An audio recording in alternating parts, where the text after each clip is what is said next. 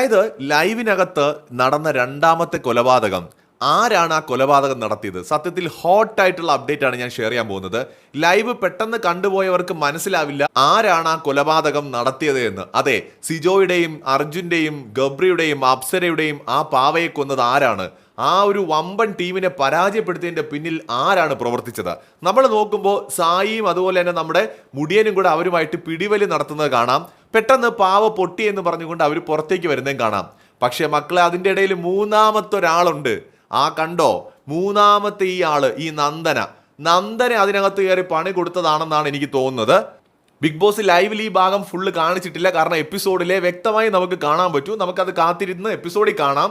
പക്ഷേ എനിക്ക് തോന്നുന്നു മുടിയനെയും അതുപോലെ തന്നെ സായിയെയും തടയാനായിട്ട് നമ്മുടെ അർജുനും ഗബ്രിയും ശ്രമിക്കുമ്പോൾ അതിൻ്റെ ഇടയിൽ കൂടി കയറി നന്ദനെയാണ് ആ കൊലപാതകം നടത്തിയത് എന്നാണ് എനിക്ക് കാണാൻ സാധിച്ചത്. നന്ദനെ അവിടെ നിന്ന് ഇറങ്ങി വരുന്നത് ഒരു സെക്കൻഡ് മാത്രമേ ലൈവിലുള്ളൂ. ആ ഒരു സാധനം കിട്ടിയിട്ടുണ്ട്. സോ നന്ദനെയാണ് ഇതിൻ്റെ പിന്നിലെന്നാണ് ഞാൻ വിചാരിക്കുന്നത്.